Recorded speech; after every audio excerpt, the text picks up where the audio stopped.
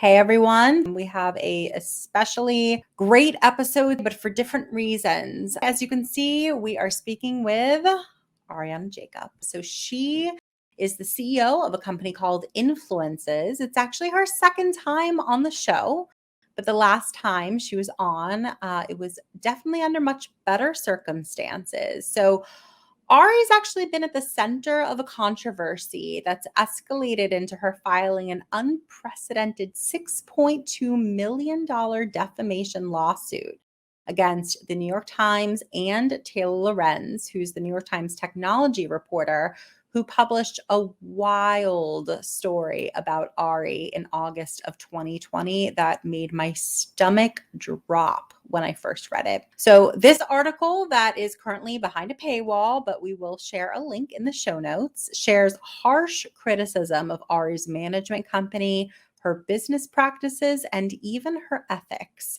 It recounts multiple stories of former clients who were either in lawsuits with her, trying to get out of their contracts, and willing to go on the record about their negative experiences with her.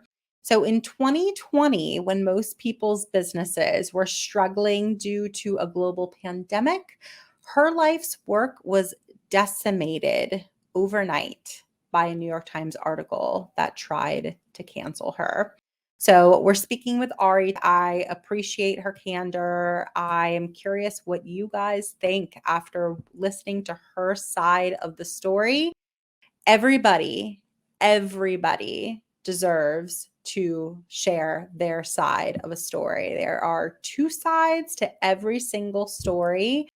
I think that if you take nothing more from this conversation, it's that everybody deserves a voice and everybody deserves the opportunity to defend themselves, especially in a situation like this where there are some pretty wild accusations going around. So this is absolutely at the core of what WIIM is. It's supporting women in business. And the assumption can never be that somebody is presumed guilty and they have to prove their innocence. It doesn't work like that here. And I feel really strongly that it shouldn't. So I hope that you listen to this episode. I hope that you read the article so that you feel informed about what the story was. We sort of get into it a bit, of course. I ask her some really difficult questions. She was very candid with me. And I hope you listen to the story with an open mind, but also as a cautionary tale, because this type of thing could happen to anyone, whether you're guilty or not. And I think that's the wild thing about this whole story. So very curious what your thoughts are about this story. Definitely check out our Instagram, which is I am WIIM, and sound off. Let me know what your thoughts are. It's a very intriguing story, and I'm super grateful that Ari could speak with us. Ari, thank you so much for being here. I am really looking forward to chatting with you. Your second time on our show. How are you feeling today? I'm feeling great. It's actually really good to see your face. As I was telling you before, you're somebody that's done a lot for this industry and for women specifically. And I just really am grateful to be here. It's great to see you too. I'm grateful to have you on. I'm excited to chat with you. The first time you were on the show, it was under different circumstances. And I think you're going to really, really make a big impact with those who are listening today. I know that your goal for being on here, you told me prior. Tell everybody why you wanted to do this interview today. I really just want to be here so that I can offer support and learnings from challenges in my life and career that could help other women entrepreneurs specifically. As I know, this is a very niche industry. So some of the things that I learned, I don't know how I could have possibly learned it without actually going through it. And I certainly don't want your listeners to have to necessarily go through what I went through. So if I can offer anything that could help people in our industry, I would really be happy about that. I really respect that. I know that, if you Google your name right now, probably maybe the first couple things perhaps in there is going to be this New York Times article. that came out. And that's one of the reasons why we're chatting, because there's been some updates, I guess, on that story in terms of your response to it. So I guess before we dive into it, maybe people are seeing your gorgeous face for the first time, hearing your voice for the first time. Walk us through that New York Times article and the impact that it's had, and sort of where we're at today. Sure. So, to give just a quick background, I didn't really just come out of nowhere. Although I started Influences Inc. and incorporated that in 2018, I'd actually been working in the influencer marketing industry before MySpace, before influencer was really a term. And I taught myself how to code at an early age. And I really just was super passionate about learning about social media and this space and really wanted to become an expert. And I had essentially in 2019, I discovered and developed some of the biggest internet stars in the world, including Charlie D'Amelio and Addison Rae and many others. And influences.com, which I'd purchased, I think, in 2013, was finally becoming that vision that I always dreamed it would. And all the blood, sweat, and tears from bootstrapping, not having, a big investor or any type of, seed funding, it was very rewarding to finally be in a position where all the work had accumulated into this very lucrative potential opportunity. And everything was going great in my eyes. It was probably around the time that I spoke to you, or maybe a little bit before. But a very prominent reporter at the New York Times named Taylor Lorenz, she's their star tech and TikTok journalist. She wrote a scathing article full of lies about my company. And she had to know they were lies because we actually answered all her questions factually before she published the story. And you have to understand that we had a very short window of time to answer dozens of questions. And my attorney stopped what he was doing and responded at length to all these questions. And yet these lies that we had already told her were lies were still found in the article, whether they were quotes from people or what have you. They were still published. So essentially, it blacklisted me as a expert in the industry, and really destroyed my company and everything that I had worked to build.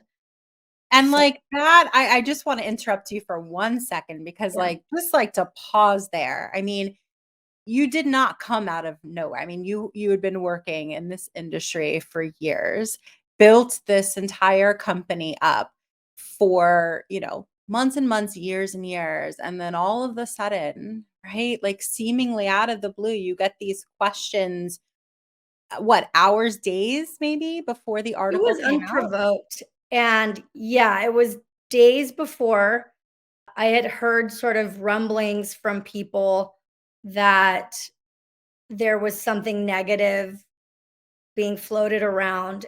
And remember, most of my clients were over 18, but were very inexperienced in this world of entertainment and social media, etc. And when a powerful company, when a powerful journalist at a big company like the New York Times calls you and says, "Do you know about the allegations of your manager?" and very aggressively sort of puts this negative cloud over your manager, what do you think most young people are going to do? What do you think their parents are going to do?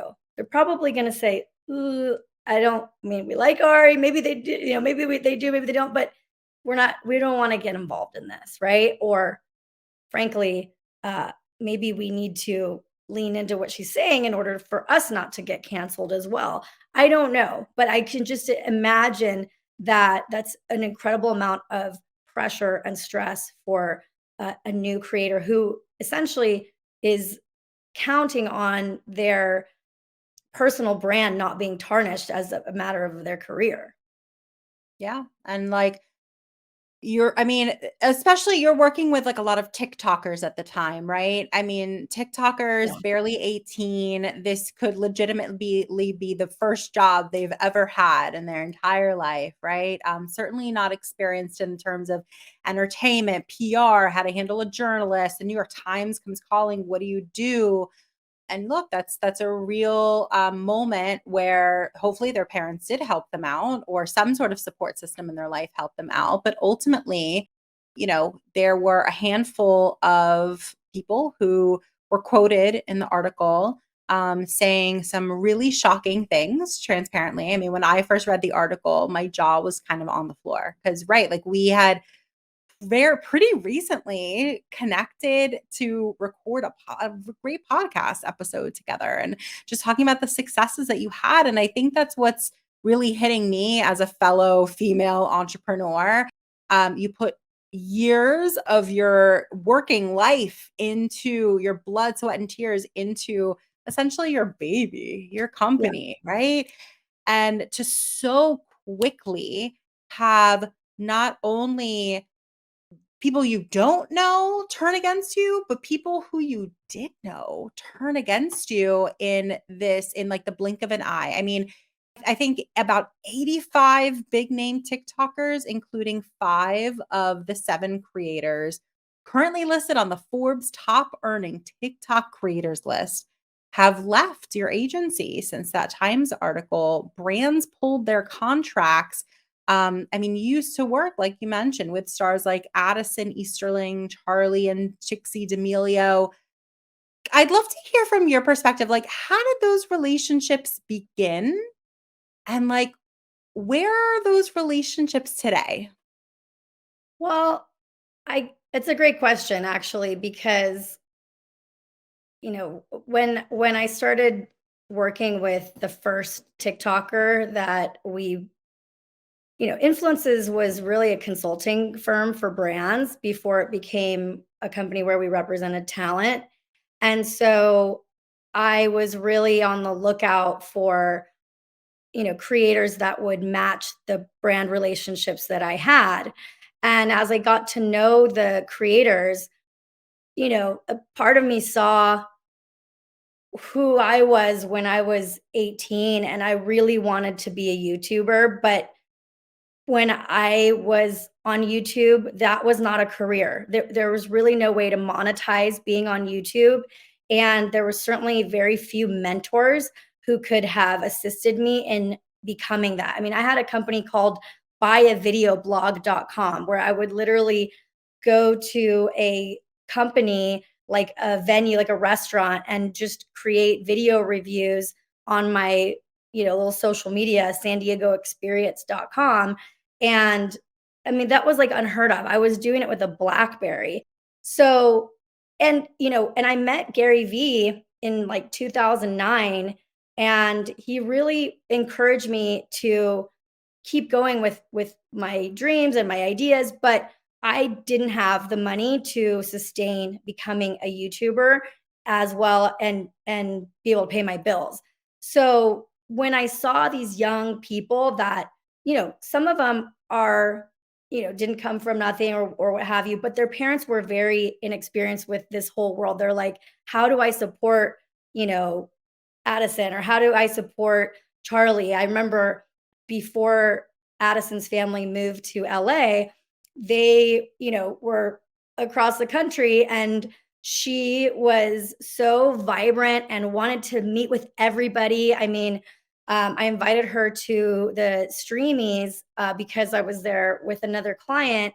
And I remember she shows up to my house, with jean shorts on and, you know, not looking like she was ready for this like kind of gala. And so I put a dress on. I was like, wear this dress. I put some red bottoms on her and gave her a Chanel bag. And I was like, let's go. Like, and she wasn't supposed to walk the red carpet, but I snuck her on. I wrote her name on a card and I'm like, you're going in. And it was so cool to see just her shine, as well as all the other creators that I got to get to know. And so for me, it was really personal relationships. I actually cared personally about these people. And so when, they exploded, and a lot of it was, I think, in partly due to Taylor's initial article about the Hype House, which, by the way, I was representing, I think, 4 or 5 of the creators in that house at that time. And I wasn't mentioned in that article at all. Thomas Petro really got sort of the credit for being the house manager when, in fact, I was representing those creators. And at that time, I actually encouraged Tony Lopez and Andreas Lopez and the girls to figure out a agreement with Thomas that would equate to them maybe having vesting interest in the Hype House brand, because they were building up that page. And I knew, because of my experience representing Nick Crompton, who was in Team 10, and representing Chance Sutton and Cade Spicer, these were the original members of Team 10. And they had come to me way before this to tell me, if we had done it again, I wish that we owned a piece of what we built, because we built Team 10 with Jake. And when we left, we had nothing to show for it. We own nothing of that IP. And so I was really encouraging my clients, Tony, Andreas, Addison, Dixie, Charlie, to figure out how they could, basically own a piece of what they were helping create, build, because I also saw a lot of the friendships fall apart once a lot of the money came into play with some of my former clients. And so that's where I think experience is so important for young creators. Like, I think I heard a podcast where somebody was like, well, it should be these kids getting managed by somebody their own age and whatnot. And it's alarming when an adult is coming in trying to take advantage. And that's really not the case at all. These creators need somebody with experience to be able to mentor them and give them helpful advice that will help them advance in their careers. And so I believe that at that time, it was sort of frowned upon by some of the people that own the Hype House. Like, why is Ari trying to do this? And I think perhaps there was some space that was created between me and my clients at that point. And when some of the creators left influences, I was devastated, because I just wanted to be part of it. Like, everybody was exploding. Everybody was on these huge talk shows. Imagine they were on Jimmy Kimmel, or, whatever they were, all these, E-Entertainment. And of course, personally, it hurt a little bit, because I'm like, I felt like I had helped them and I felt like I was part of it. But I sort of took it on the chin, because I was like, this is business, this is Hollywood.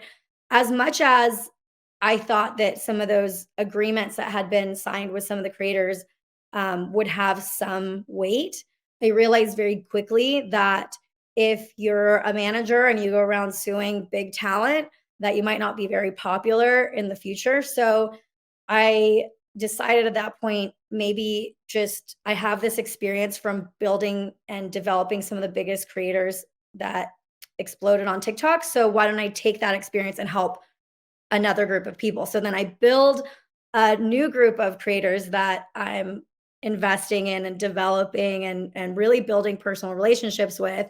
I brought them, a bunch of them, to, I think it's called Playlist Live or Playlist whatever. Live, yeah. Yeah, Playlist Live, yep. in Florida. Mhm. I think I rented 3 houses, and I got sponsors for those houses. And a lot of those creators wouldn't have been able to go had we not helped sponsor their trips. So you can imagine my surprise when, just about a month later, after going on that trip, them chanting, Ari, Ari, I mean, I have the videos. It's not, I didn't imagine this. They were very excited, grateful, excited for the future. And then the pandemic happened, like, shortly after that. And then there was this chatting, sort of behind the scenes. I don't know when this all started. I don't know when Taylor Lorenz got involved, although, again, I know she was involved with speaking to my clients way early on. I didn't even make any type of sinister connection. I mean, I had no idea of anything at that point. I just, again, I took what I learned from those initial creators. I thought maybe I did something wrong, or maybe I wasn't, good enough at that point. Maybe I didn't have enough experience. You start questioning yourself as an entrepreneur, and I think that I wish I hadn't done that as much. I wish I would have been much more confident in my background, in everything that I knew, but we're human beings, right? And I think that confidence is, especially for women, it's something that many of us are challenged with throughout our lives. And by the way, I'm single. I have no kids. I sort of gave that up for this dream I had about this company. And in a way, the kids that, even though they were over 18, the influencers were really like my family. I treated them like family. I skipped, Christmas with my family to be with, Brittany when she did her Super Bowl commercial, and Charlie. And it was a really trying time for me because, again, I was bootstrapped. So there was, so yeah, so that's kind of the story of how I met the influencers. And then I signed a bunch of new people, and yeah, and then this article happened. And so at your highest point, like how many influencers were you representing when you had the most amount on your roster? Uh, I don't know. I believe it was around 80. Now, some of them were people that had signed physical contracts. Some of them were people that we just had sort of a handshake understanding. Some of them were people that wanted one-off opportunities. And, I one of the things that was interesting is that many of the managers, they don't use like a domain name to, for example, for like, if I'm representing Charlie D'Amelio, I was using charlie@influences.com. And then all those emails that were sent into charlie@influences.com would get forwarded to me. And I had a whole system, like actually like a CRM pipeline of opportunities that I feel like we really organized in a way that no other management company for influencers had been doing. And I try to explain to people that influencers and celebrities are very different, in that if you're Brad Pitt, you have an agent that is going out to figure out who is casting for a movie that you would be great in. When it comes to digital marketing budgets, there's no such thing as that.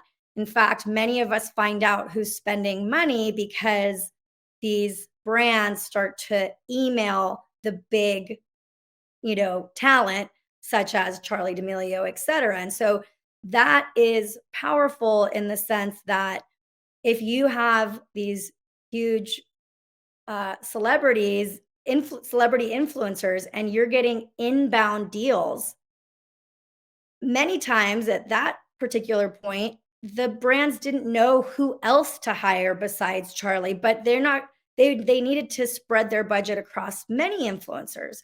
So of course it was great that they had somebody that could walk them through who is out there that would match my brand and that we could spend some of our budget with. Of course, I always, and the people that worked for me and with me, we would always make sure that that creator who the deal came in for was priority.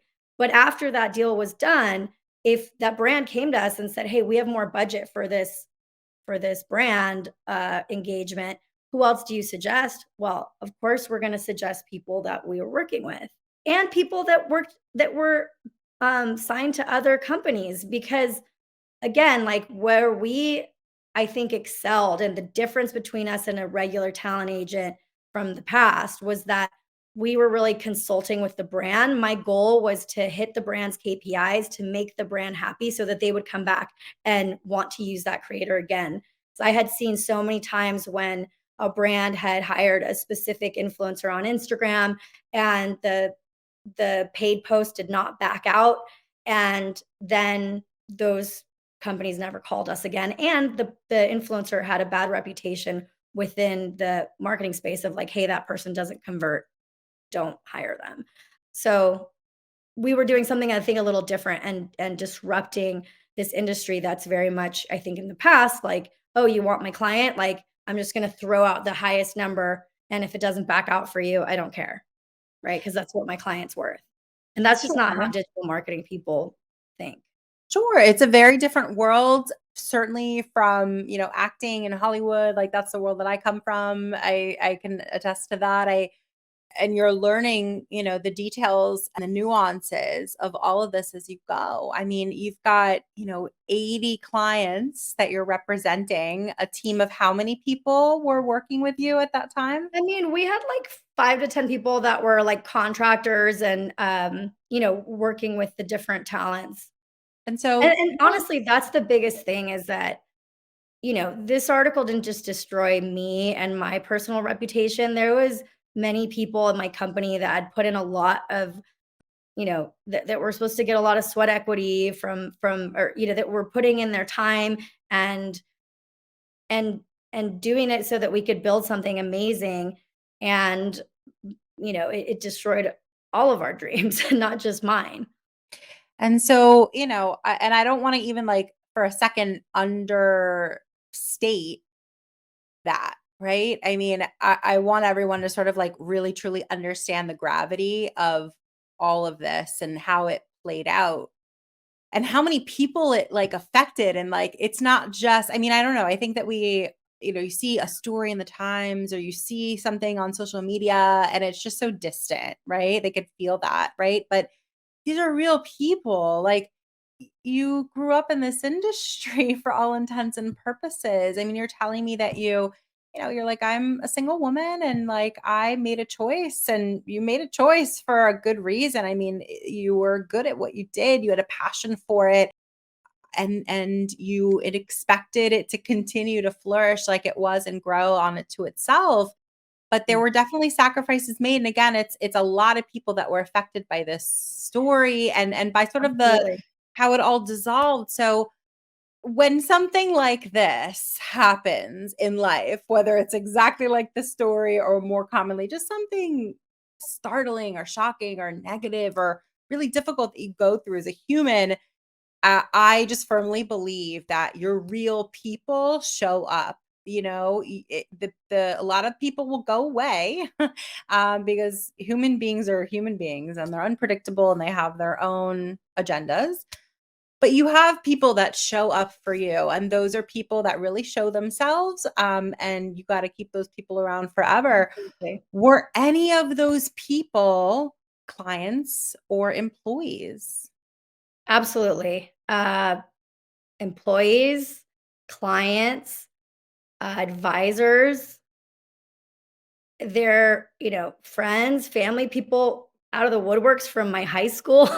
I mean, not right away though, because when something like this happens, they tell you don't go out and talk about it because if people don't know about it, then you're going to show it to them, right? So it's this very like weird dance that you have to do. And I just want to say that although this happened to me on a really big stage, I know that many women are attacked in their workplace, are attacked as entrepreneurs with by their competitors uh, in small ways. You don't have to have an article in the New York Times for powerful people to start rumors about you and for people to plant a seed in somebody's mind.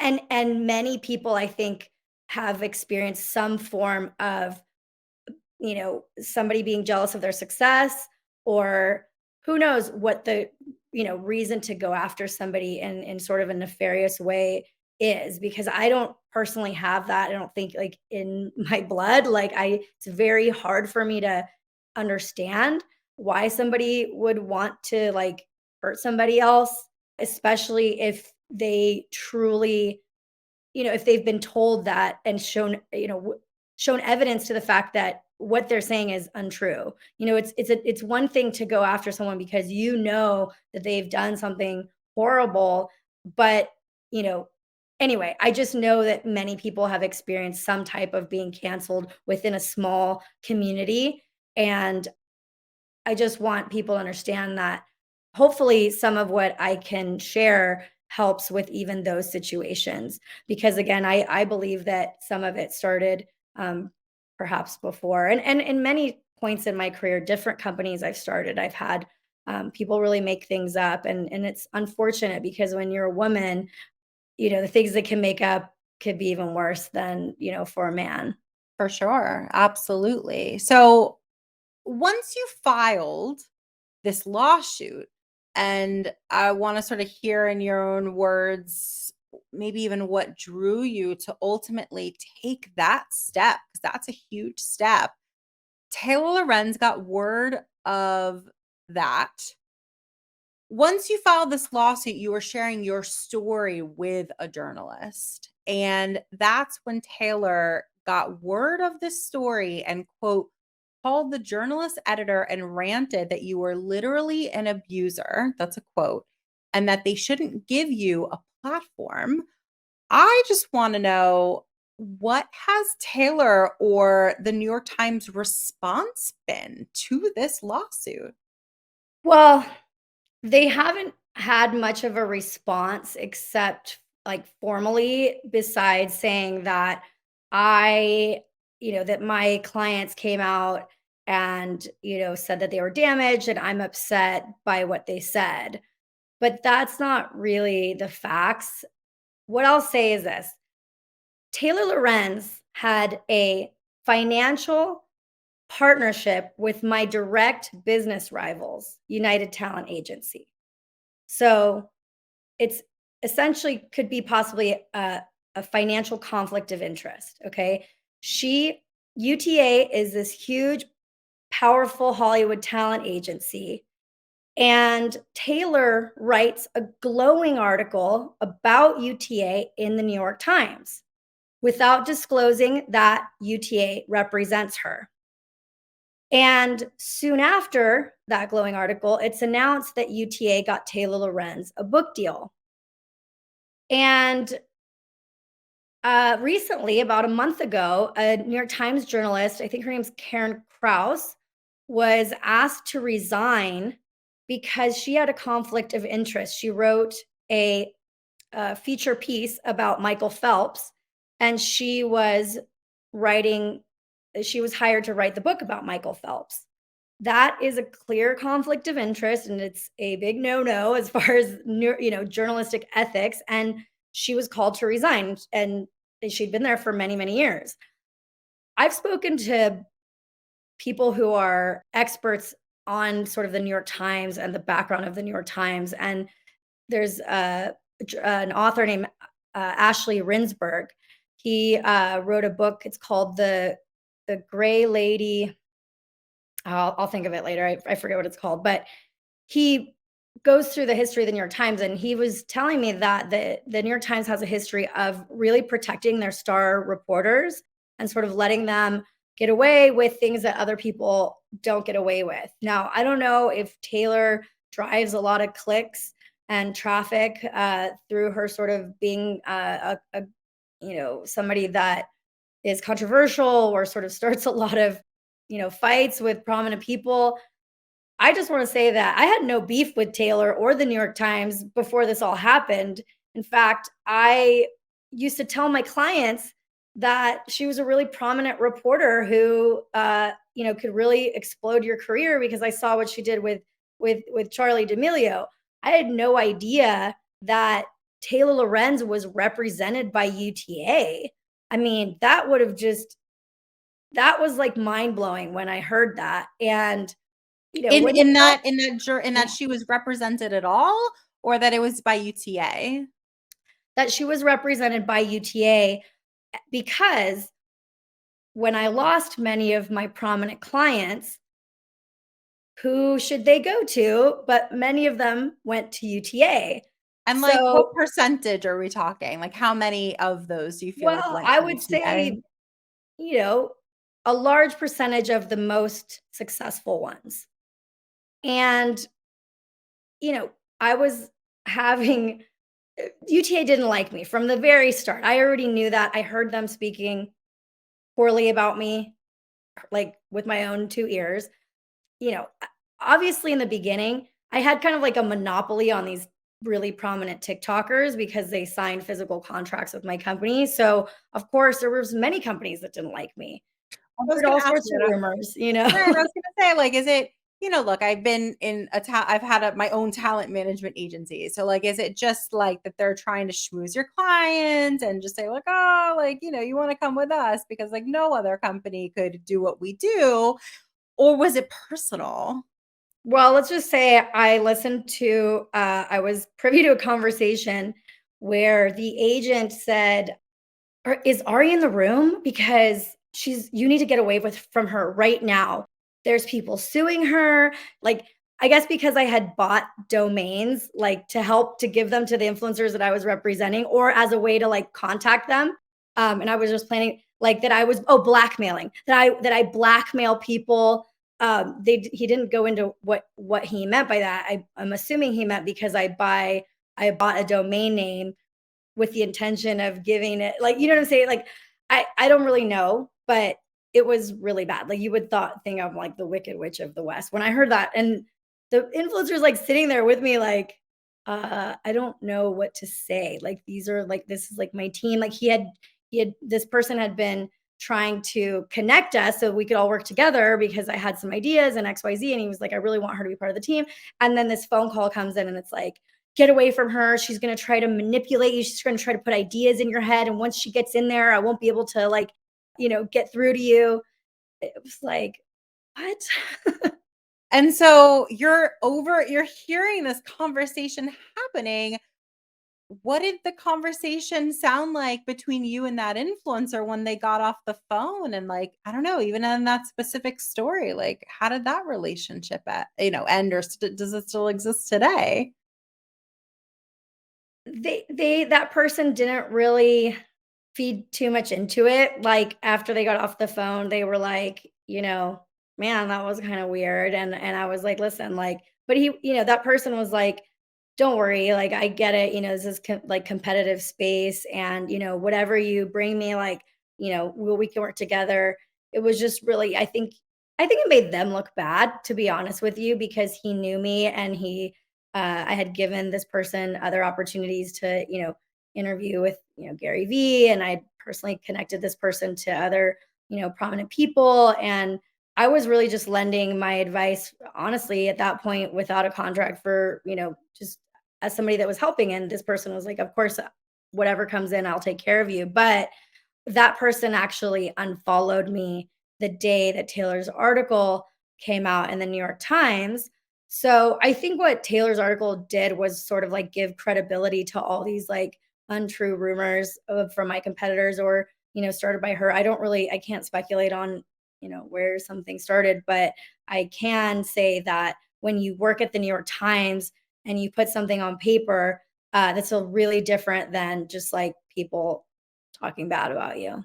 And it feeds it, right? I mean, it just, if anybody had any little, had heard any rumblings of anything, any sort of negative something, or they thought something. Well, and the competitors want to pile on. If you hear something negative about your competitor, most people are like, yeah, oh my gosh, did you hear? They spread it faster, even just because it's that, and it's somebody that's prominent. So they're like, well, Taylor Lorenz is saying it. And by the way, there's not that many people that explain the creator economy for the layman, in layman's terms, for a wide audience. So Taylor Lorenz's role is really as an educator for the masses to understand our industry. And there's so many other journalists that look up to her and follow her beat. Of course, they're not going to go around or against somebody that is who they want to become one day, right? Of course, they're not going to, sort of challenge that person. And what I found out was just, man, is everybody in this industry friends with Taylor Lorenz? I'm like, the Business Insider comes out, and she had come from Business Insider. She had been at the Atlantic. She had been on all these places. And then she was friends with all these other journalists that I thought maybe would tell my story fairly. And in fact, that didn't really happen. So, yeah, that was really challenging. What was challenging was feeling silenced. And even at that point, I really didn't think there was any hope to file a lawsuit.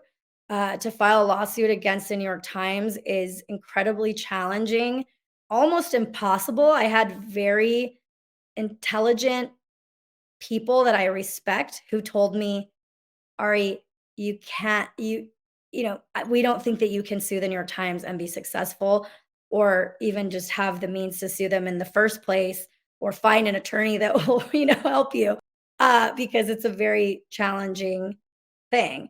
And so I sort of licked my wounds, and that thing, I've had a lot of terrible things happen to me in business and just as a woman that I just got up from, and was able to endure, and just be like, my goal is this company. Like, I'm not going to like feed into this negativity, and people talking bad about me or whatever, things that are completely untrue. I've had attacks on my reputation in the past, but not ones that hit this hard. This one hurt, I think, because imagine being broken up with by 85 boyfriends all in one day.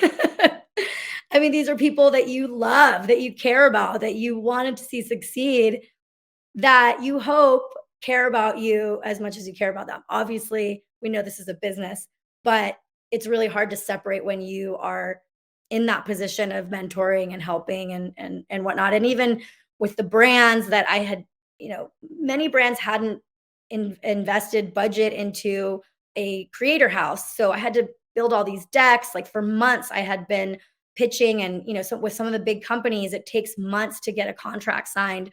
And so I'd finally gotten those contracts signed. So when the DocuSign gets canceled on the day of the article, like, it was heartbreaking. And so I didn't really have any recourse. There's not much recourse for someone like me who's a non-celebrity to get the truth out after somebody this powerful sort of smears you and says things that are untrue. And on top of it, I probably sounded like a conspiracy theorist because I didn't know what was going on. I'm like, something is weird. I feel like I'm being attacked. Like, I don't know why. Like, and you start questioning yourself, like, am I a terrible person? Did I like do anything to these people? And I knew I didn't, but I really almost started going a little crazy. I I really, mean, like, it was a couple days. if enough people start saying something, I mean, what's the commonality? It's you. And I mean, Yeah, exactly. but Yeah. it's like, it's in the New York Times. I mean, even you, I'm sure before you're saying I pointed people to her articles before. I mean, she Yeah. has to check her resources, and she has to check the people that she speaks with, and like this can't be. We have these ideas of how things are. You trusted these people, you worked with these people. I know that, yes, of course, it's a professional relationship. Managing talent, incredibly personal. For anyone who's watching, listening, I can vouch for that. It does feel like, and I'm one who I always like to keep a distance between Right. myself and clients. It's just my personal preference. And inevitably, you form very personal relationships with these people. You have a client list of, 80 something people. I'm sure not all of them were as close as others, but a significant amount of those people, and they, in the blink of an eye, I don't know. Again, when I read this article, when I first learned of this story, my heart sank because I just relate to your position so much. I know how hard and challenging it is to devote so much of your life to building something that you believe in, that you're good at, that you feel like this is my purpose, to just have all of these people, hopefully it wasn't all of them, but so many of these people just turn on you, and people just believe the story based Yeah. on the fact that it's simply published in a publication like the New York Times. So, I mean, I want to ask some pointed questions that were in the article as well, accusations that were made because I know that there are going to be people who immediately are going to empathize with you for a number of different reasons. And I know that you're still going to have some critics who are listening right now and they're like, what about this and what about that? And I want to give you the opportunity to address these specific things. So Sure. if you're okay with it, can I ask you about a few Yeah, of these absolutely. accusations? I think I want to hear what you have to say about them. And I think a lot of other people would as well. So you got into the TikTok house game like right at the beginning of its popularity. And it's continued to be a thing. It was written in a bunch of different articles. I mean, it was such a thing with TikTok houses. These are not just your run of the mill houses, though. These are homes that very few people in the world can afford. So let's first just talk about the Kids Next Door house that recently sold, I think, for $3.7 million. When did you get this house? And like, what was the plan to pay a mortgage that costs over $16,000 a month? So the leader of the Kids Next Door, which was Marcus Olin, him and his girlfriend came to me and they said, "We have to get this house. We already looked at all the houses. We want this." And I believe they tried to get it on their own because they were apprehensive about having anybody share in their profits of what they were making as creators. And I thought that they had a lot of potential, and I had been working with them for, months before that, letting them film at another one of the houses, taking them to Capitol Records. I mean, really just opening up the door so they could get to know me because I never want to just be like, "Hey, you need to sign on the dotted line." But I think that it's like a relationship. You have to get to know each other and trust each other. But they came to me and they said, "These are the people that we want in this house, and this is what we want to do."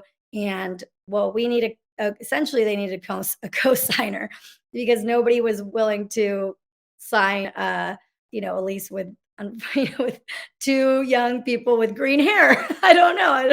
It was the green hair tax. But I liked their idea. I thought they could build like sort of a Nickelodeon meets Rolling Stone.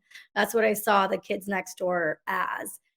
And it's a little sort of, they were adults though. So it's confusing when you say kids because I think people in their mind, and I think maybe when Taylor Lorenz's article came out, they're like, oh, the kids next door, they must be, 15 or whatever. No, I think Marcus was in his early 20s and same with his girlfriend. So, yeah. So basically, I decided that I could invest a piece of a deal that I had gotten for those creators. That was a long-term deal that I had gotten for Marcus and his girlfriend, and that I could essentially, instead of keeping that commission, that I could reinvest it into their project. And as well as I got them a reoccurring music deal that paid into that and a couple other things. So, and then they had to pay their share of the rent. So essentially, between the brands that I got together and the money that I put back in, we were gonna pay. I think it was like half of it, or something like that, or 8,000 or something like that. And what about like the down payment and stuff like that? Like who is responsible for that? I got them a brand deal to get the down payment, the half of the down payment, or something like that, and then they were responsible for putting in their own deposit as well. Got it. And so like was there an initial plan, like of okay, we got the first piece, we've got this covered, that sounds handled. Looking back on it now, do you feel like there was enough of a plan that that you guys constructed together that it would have been successful moving forward? I do. I think that I think that that I didn't anticipate how much people would push back on rules and sort of what we agreed to in this production agreement that we work with them, we did with them, and that we actually spent dozens of hours, and I paid for an attorney to work with the creators so they got this perfect agreement that they could stand behind, that really they felt like they did not get taken advantage of. They had consultants looking at it. They had all these people. And, we get this agreement done and I'm like, okay, let's move forward. Now, I probably should have noticed a couple red flags with some of these creators that were a bit manipulative, things that, they had said because they wanted to get the house and sort of to push me in the direction of getting it for them. But I sort of chalked it up to like them being young and hungry and like just wanting to move fast and these things. Marcus had done something a little odd when I gave my financials to the realtor. Somehow he talked the realtor into discussing that my financials to get approved for the house. And I got word of that and called him out. And I was like, don't ever do this behind my back again because, like, who are you tricking? And I mean, these are very intelligent people, although they're only 21 or 20, they're smart, right? So you're getting somebody that's really smart, getting a realtor to give up this. And at first I was mad at the realtor, but then I'm like, these little manipulations. So those were red flags I wish I would have caught and just said, you know what? I'm not going to do this. This is too much money to be investing in somebody that would be sort of willing to cross a line like that. Like, why didn't they just come to you and ask you about your financial information? Like, why, like, do you feel like they could have come to you and just asked you if they had any questions about it? Yeah, they certainly, I mean, they knew what the requirements were to get the house. I wasn't going to give them my past, 4 statements of bank statements to these influencers I was representing. Absolutely not. I mean, I would have just said, sorry, but I'm not going to share that information with you. It's confidential. Sure, sure. Valid, super valid. And so that brings me, I guess, to Brittany Tomlinson. So she's another influencer. I believe she was also a client. That's right, right? Is that right? Yes. Okay. So she was also a client. She sued you and claimed you were withholding about, I think, like $23,000 in fees. She said that you quote demanded unconscionable fees of up to 20% commission. I charge 20% commission just for what it's worth. And that you bought and are squatting on a domain name of BrittanyBroski.com, which today is actually inactive. So I don't know what became of that. She also claimed that you were acting as a talent agency without a license. This is a hot topic in WIIM. People learn about that and what's necessary in each state. Is this case still active today? Like, where does that stand No. currently, or how did it resolve itself? Well, it's been resolved and we sort of moved on, but I wanted to say that we influences discovered Brittany. And soon after, United Talent Agency got in touch with Brittany, and Brittany decided she wanted to work with United Talent Agency. And I said, great, because I spoke to an attorney and he said, listen, Ari, you can represent Brittany as long as you're only doing social media deals. Because if she does entertainment deals, you have to work with a licensed talent agency, and she has to be signed to a licensed talent agency. He also said, as long as you're working with a talent agency, you are allowed to negotiate deals or what have you. So UTA is sort of involved at this point, and they are seeing all these brands that are coming into Brittany's email account, big brands, Chipotle, and all these brands that worked with Brittany. You can go and look at them. And I believe that at that point they came in and they said, hey, this is going to be great. You are going to be Brittany's manager. We're going to deal with all the incoming brands. You don't really need to talk to any of them. And the way I looked at it, I was like, so you guys want to be order takers. You guys want to, take these relationships and I'm sure give some of the brand opportunities to people that they represent. But I'm like, hold on a second here.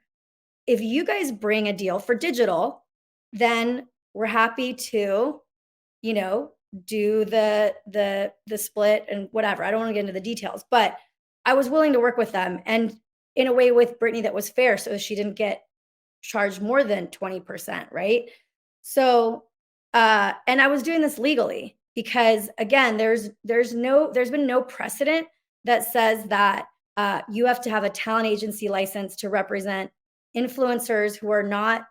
Well, this is all before there was even a guild for the influencers. I guess now there's this they can join the SAG, but this is before that. So, I'm not an attorney, but I really researched this specifically, and we weren't doing anything wrong. If Brittany went to a meeting with a entertainment company like Viacom or anything like that, her agent from UTA came along. And I just think that they were getting frustrated because they saw how many incoming brand deals Brittany was getting, and then they saw that we met Charlie D'Amelio and that we began to work with Charlie. And so again, I was on a conversation where I heard an agent that was saying that they should go to her company and that maybe we were inexperienced. I don't really, I don't want to go into that. But what I'm going to say is that this particular influencer or, a creator was really, I think, being pushed in so many directions. Like, it was unfair to her because, I mean, she would call me mom. I have text messages from her and she's like, Mom, I'm so happy. Like, I can't believe this has like changed my life. Initially, she didn't even want to be a creator full time. She was like, I'm going to stay at my job. And I'm like, amazing. Like, and then all of a sudden, I think that, when the Hype House, around the same time when that Hype House article, that initial Hype House article exploded, was around the time where Brittany decided she wanted to leave. And I don't know about you, Jesse, but have you in the last 2 years experienced when a brand pays late?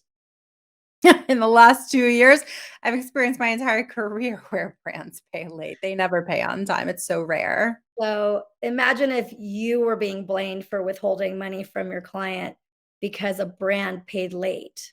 Oh, that was all the time. All the time. Yeah. You because they can't, you're the one with the face to face, right? With them, the interaction. You're the one who's supposed to be moving mountains Right. and, holding a gun to somebody's head. So yes. But, Your when answer question. Brittany had brands that had been brought in by UTA that had been paid late, none of that was mentioned, of course.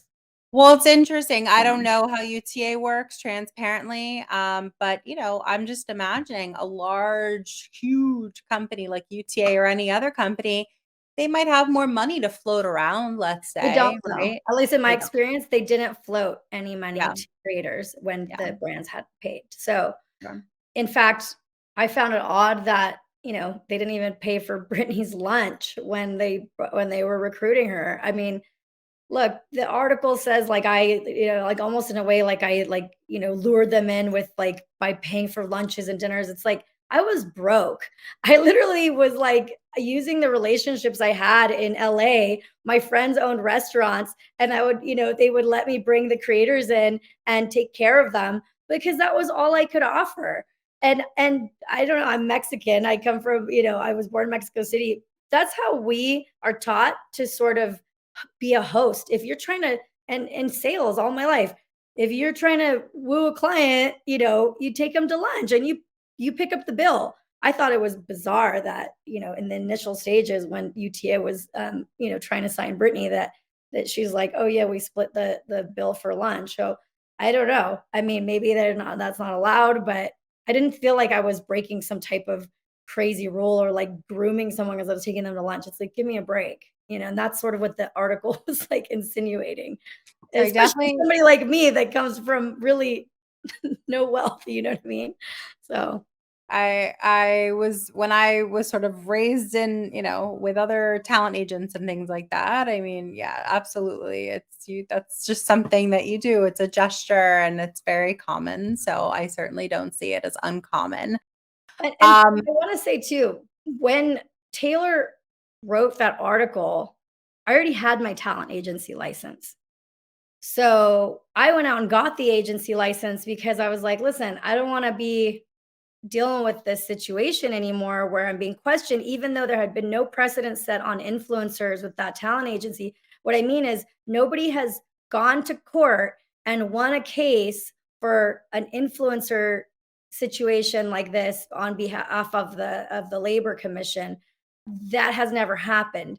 And this case was resolved, in my opinion. I feel like it was resolved in my favor. I can't really talk about anything more than that, but I'll just say that, you know, Britney was not owed tens of thousands of dollars. In fact, it arguably was the other way around. And so I'm glad to put that behind me. But, Taylor didn't explain, that in her article. In fact, she sort of lumps all these creators into one thing where she's talking about a management contract, a production contract, a handshake deal. She doesn't distinguish between any of these things. And, she writes that we were filming people without permission when in fact, everybody that came into the houses for their own safety signed a liability form with rules attached to it, XYZ.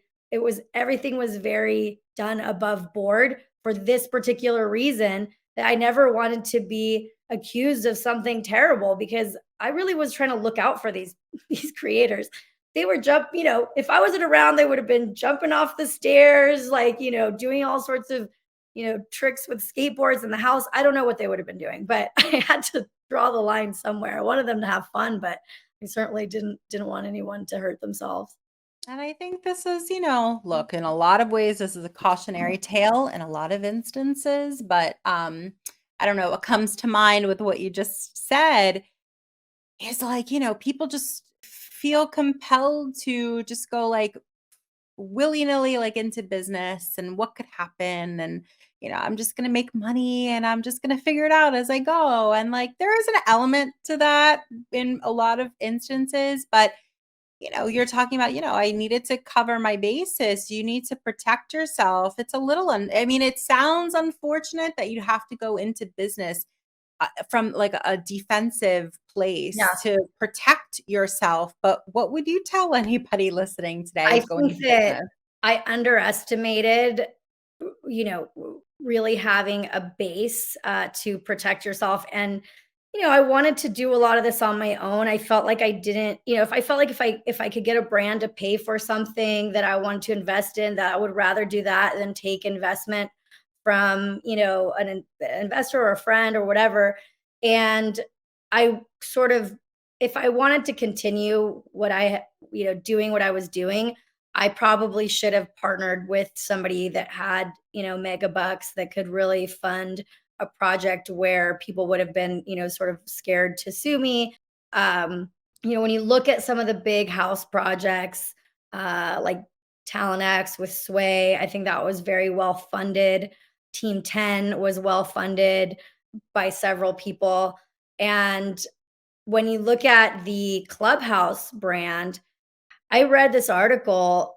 I forget how much money this company was worth or how much they were investing, but they had real estate properties across the country, hundreds of thousands of dollars, putting into this to their projects.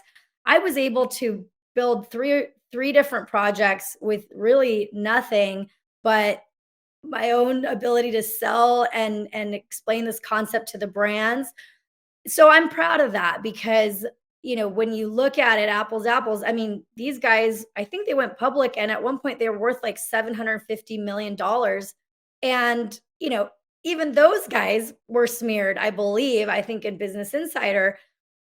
So I don't know if, because of how the media works, these creators are starting to get smart in the sense of understanding how to manipulate press.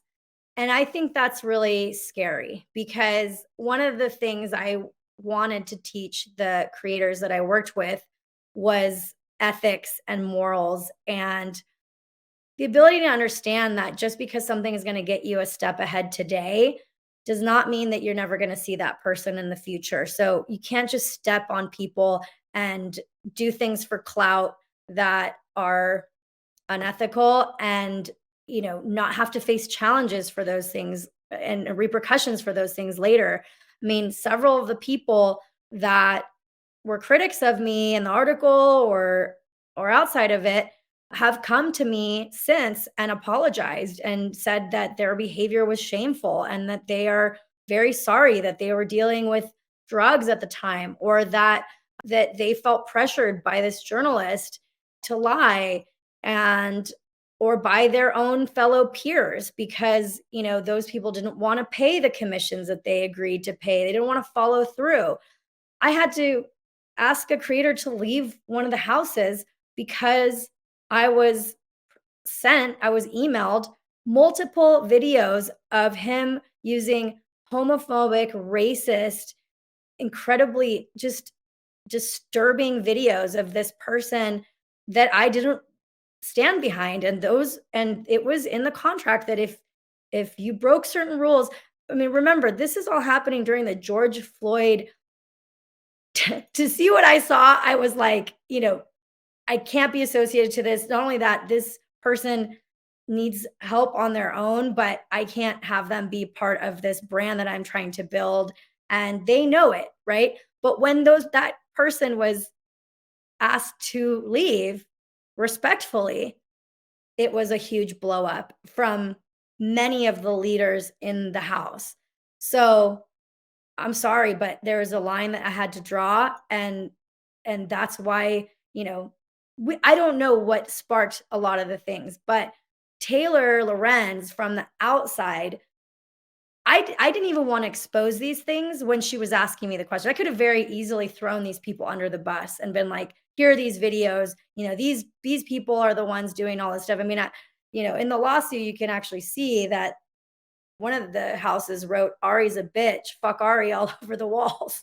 So with spray paint, I didn't, I didn't want to disparage these creators to that extent because they're young, right? They're learning. They don't know what they're doing, is how I was seeing. But I certainly think that Taylor Lorenz and her editors at the New York Times know what they're doing.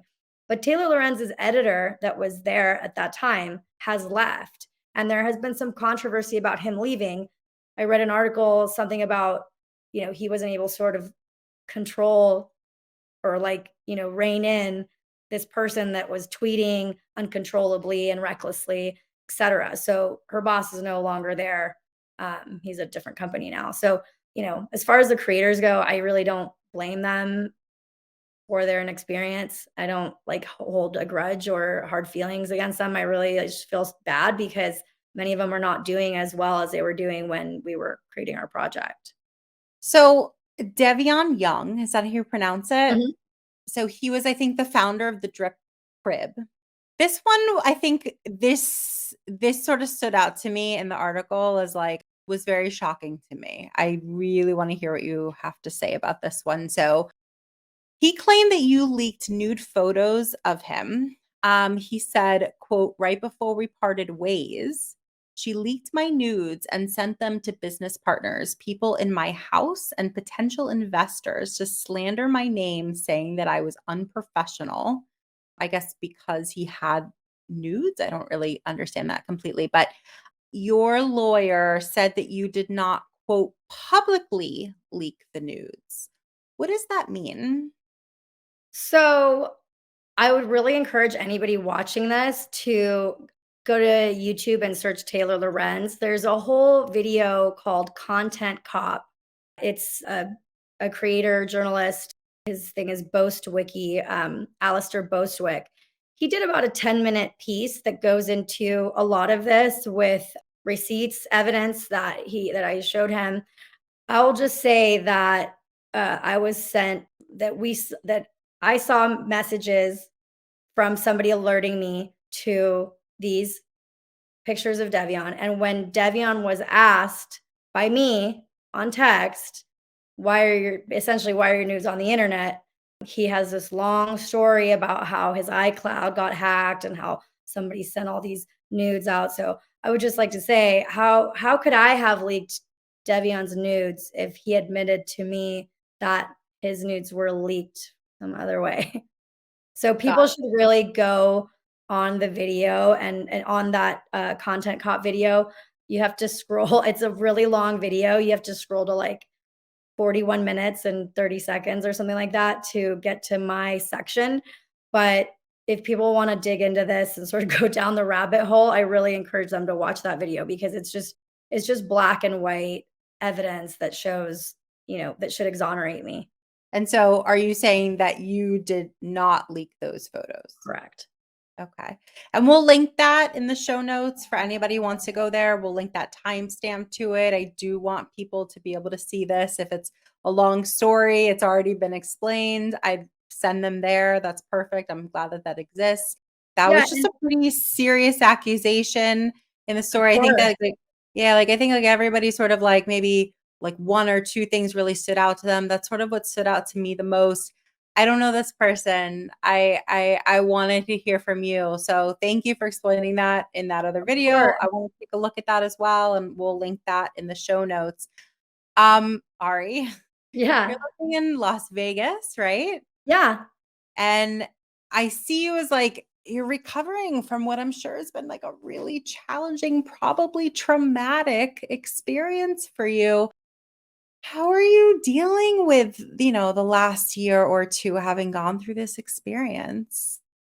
So there was a period of time where I had to take a beat because my advisors and everybody was just like, you need to focus on your well being, your health. I was not well. I couldn't sleep. I had went to a therapist and, I just had never had such like depressive like thoughts and stuff and because I really try to be positive and I'm like a go-getter and have a lot of energy most of the time and this like really like weighed on my soul because I'm like it just I think because I had worked in personal branding and like when you mentioned earlier, like Googling your own name, like I always was the one that was like telling people you need to make content so that if like something bad happens, like, that's not the only thing that shows up. But like when the New York Times writes a story about you, like it's really hard to get that off of the first page of Google. And I'm like, wow, it's just so terrible that like I gave up my whole life to do this. And then now when people Google me, they have to find this thing that's untrue and I have no really like way to show that it's untrue except if I file a lawsuit. But that time it didn't feel like it was very a viable opportunity to do that.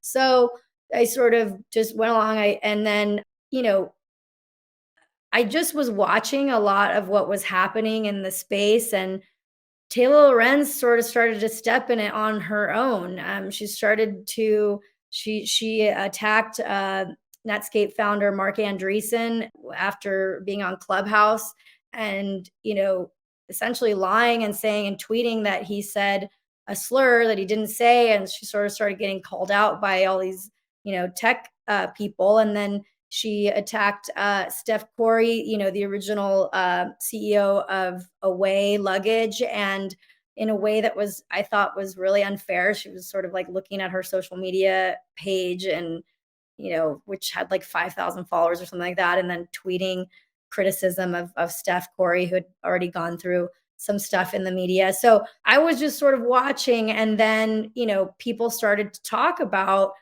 how it's not right for the New York Times and their Star Tech reporter to sort of make up these lies. And then Glenn Greenwald started to criticize her, and Tucker Carlson started to criticize her.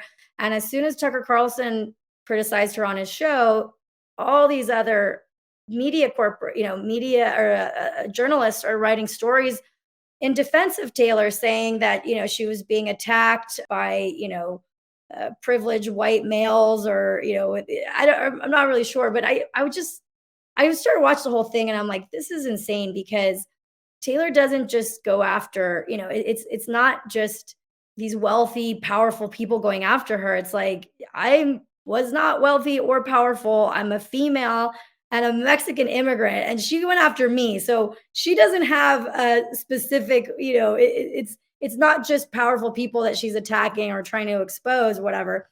And so I think at that point, I got a little bit of hope that at least maybe some justice would come of it, or maybe some people would start to see that not everything that she writes is factual.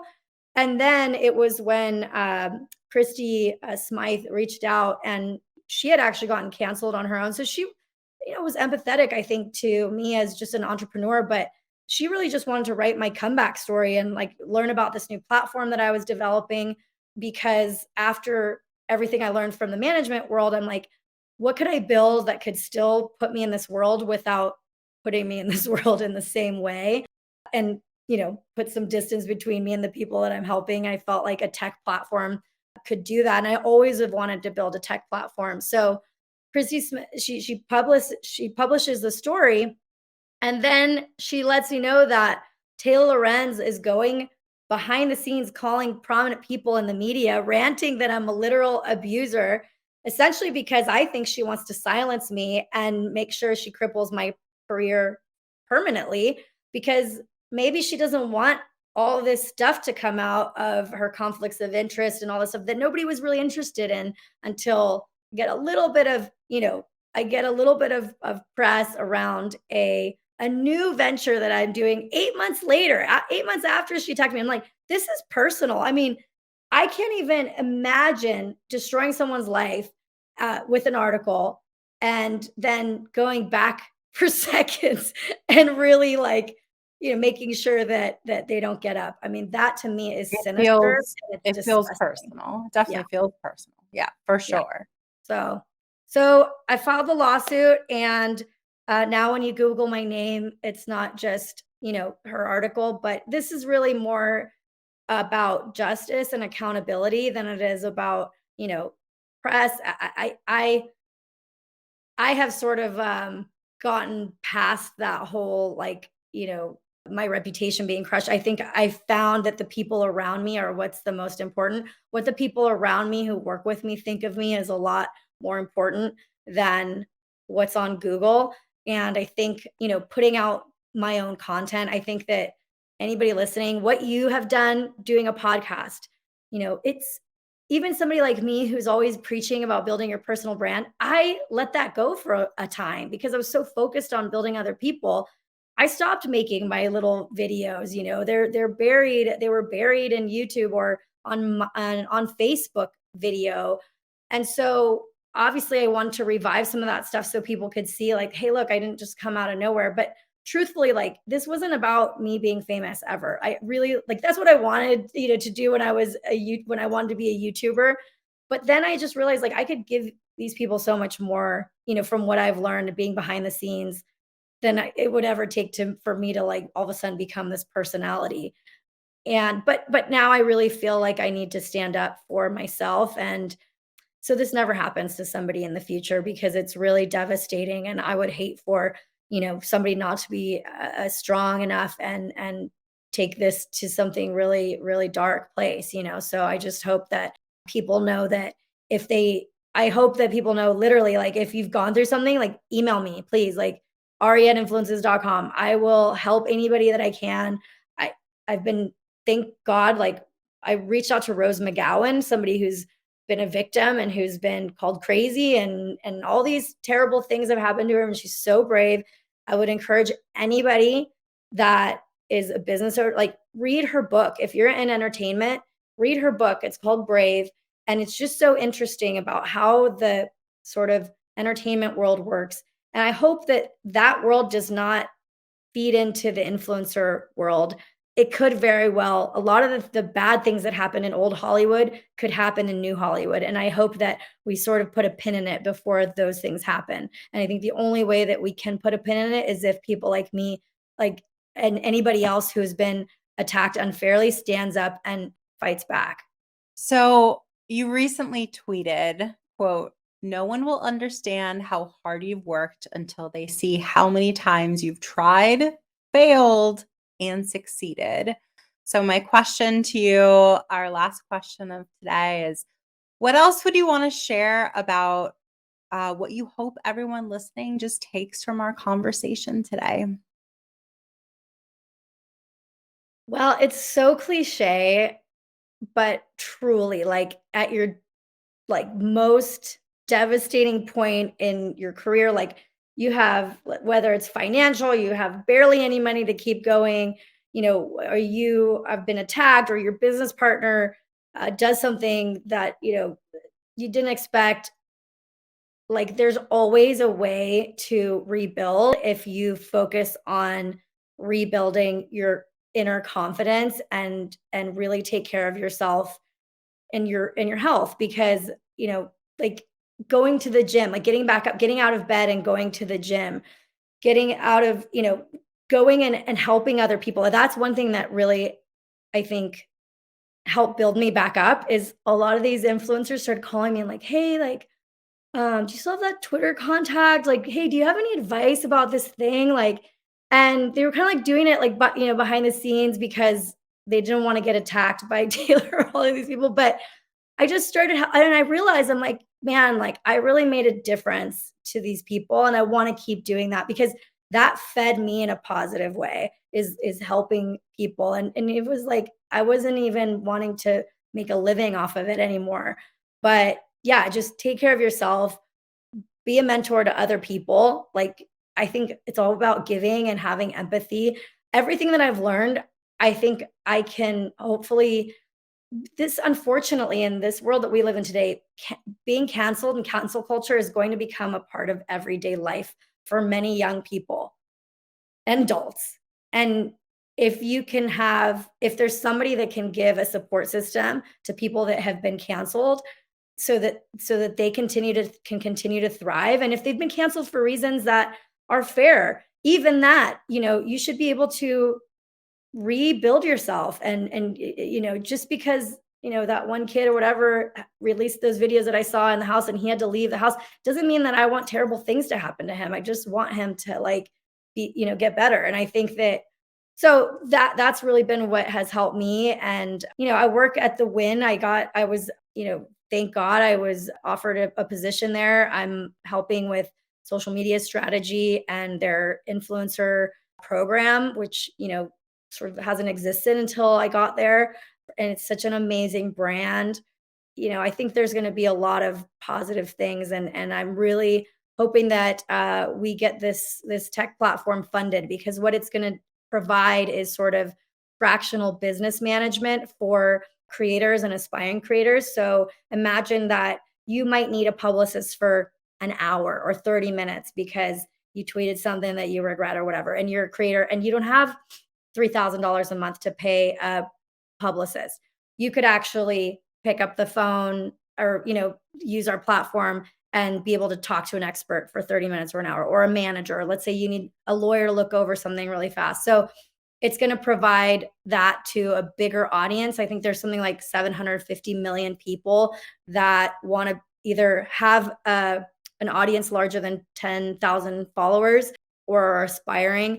So that's the part that I really loved anyway, is like finding those little gems and helping them turn into unicorns. So hopefully this platform allows that, and it's going to allow for collaboration and all sorts of cool things. So that's sort of what's on the horizon. It's a story of triumph. It really, truly is. Look, the reality is that I've personally experienced, as I've sort of like watched you go through this, it's not the first time it's happened to someone, and unfortunately, it's not the last. I'm just proud of you for speaking up about it, because in instances where people go through, similar things, where there's somebody more powerful than them who just sort of like, says a lot of stuff, and they're silenced. They're not free to, they're presumed guilty and have to prove their innocence. And that's not honestly, the society that we live in. We just really need to be kind and lean into people despite what you might think, and be open to hearing out someone else's story. If you read something about someone, especially if it's in our industry, and before you begin to spread those things, like really take a moment. I mean, even myself, when all this happened, I was encouraged to talk to some of the other people that Taylor had smeared. And I remember being like, oh, I read that article. I don't want to talk to that guy. Like he's obviously a fraudster. And then I got connected, and I'm like, and I learned his whole story, and I'm like, he wasn't a fraudster. And so we have like this little support group of people that have been attacked. And I think if people really want to dig into it, they can go to nytdobetter.org. It's sort of it's just, we curated a lot of the articles about, that sort of tell these stories of people that have been damaged. And I think it's important for people to be able to read those things, despite them maybe not being as, published as widely or seen as widely as some of the New York Times articles. But it's just important to learn. And I'm not saying, the New York Times, I'm sure, has some amazing journalists.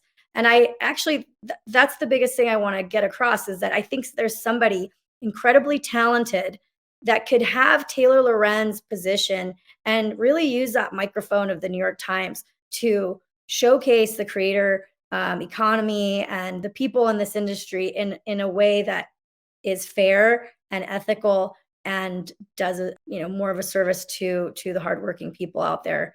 Because despite creators going through burnout, I'm sure a lot of female business owners in the industry space, we go through burnout too, and we deserve to be paid for our work and be fairly covered in the media. Yeah, absolutely. That's all that it is. It's about the truth. It's about fairness, but it has to be true. You can't I mean, ethically, it feels very wrong and very misleading if something isn't true. So if that's what happened, I hope the truth comes out about this story.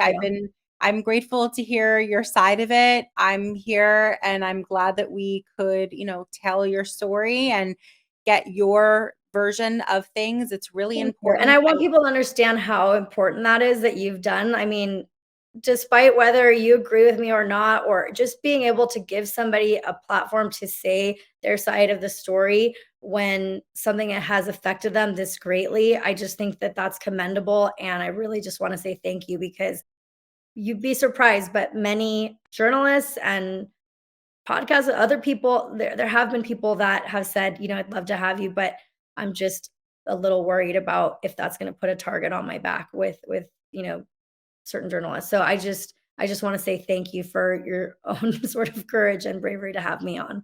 Yeah. I wouldn't be here if, I wasn't telling the truth. And that's all that I just wanted to hear your story. You deserve a platform to be, Thank in you. my opinion, you deserve every platform. You deserve a platform the size of the New York Times to be able to say your response to what was said about you. Everybody does, and that absolutely includes you. So again, thank you so much. Everyone listening, so we're going to list all of these resources that Ari shared in the show notes. So you can visit all those websites, email her if you want to get in touch, and just super grateful for you to come on. And I'm excited to learn more about the rest of your journey. Thank you. Thank you so much for listening. If you enjoyed this episode, we gotta have you back. Check out our website for more ways to get involved, including all the information you need about joining our collective. You can check out all the information at IamWIIM.com.